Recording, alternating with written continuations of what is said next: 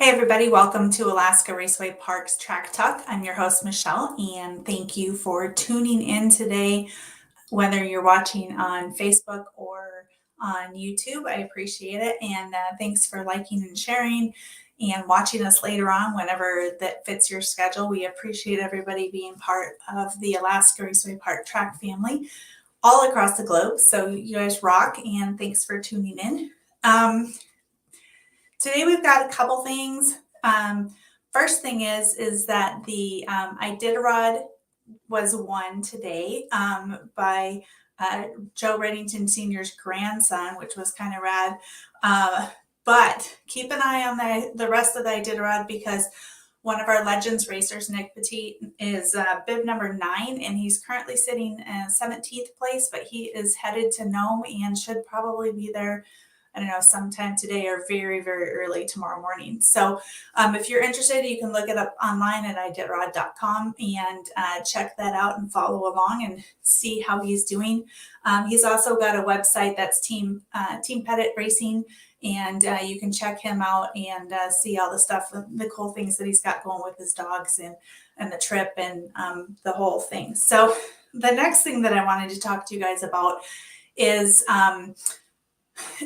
last week, one of our racers had an unfortunate event at his garage, and it caught on fire, and he lost some race cars and motors and hot rods and all that sort of stuff. And so one of the things that he mentioned a lot that he was talking about on his Facebook pages is that you need to check your fire extinguishers. And so I wanted to kind of go over a couple little tips for fire extinguishers.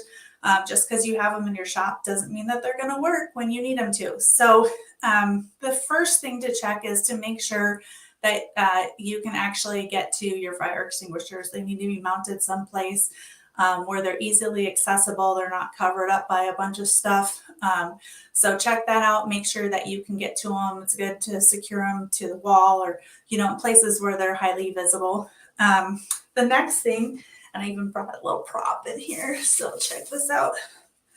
This is a super dirty fire extinguisher, but so the next thing to inspect is the cylinder itself and make sure it's free of dents. This one looks like it's had some better days, but make sure that the cylinder looks good and it doesn't look like it's cracked or anything. I'm gonna do this is super heavy too, so we'll put it up here a little bit. So check the cylinder, check out this connection here where the hose and the cylinder meet, and just make sure that that is still connected. Check out the hose. Make sure there aren't any cracks in this hose. I don't know how old this fire extinguisher is, but the hose looks pretty good. So make sure there's no cracks in it. Make sure if there's no leaks, it's not leaking out of here or anywhere else. And check for the locking pin, which this one does not have a locking pin. Normally your locking pin would be right here, and it just prevents an accidental discharge at some point. One thing that Donnie also said while I was leaving today to come over here and do this is that you want to make sure that you don't have your locking pin held in place by a zip tie or something so that you can't get it out when you need to use it. So double check that. There is a pressure gauge on the front of your fire extinguisher, and it should be in the green mark. If it's below that, it doesn't have enough pressure, and if it's above that, it has way too much. So double check those. And then the last thing to check is your fire inspection tag. Let's see, this is a dry chem one, which was last inspected in October of 2016. So we need to get this sucker updated. One of the things that we do at the racetrack every season at the very beginning of the year is we call our good friends over at Taylor Fire Protection, and they come over and inspect our whole system in the kitchen and make sure that that's working. They inspect all of our fire extinguishers and recertify the ones or recharge the ones that need to be redone, so that we can make sure that those work in the event of an emergency for you guys on track. So please, please, please take a couple minutes, check out your fire extinguishers, make sure that they're handy and ready to be used if you need them.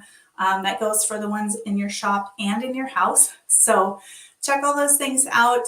We want everybody to be safe, and we want our race cars to be here when race season starts. So thank you guys for tuning in today. I appreciate you being here, and I will see you next week on Alaska Raceway Parks Track Talk.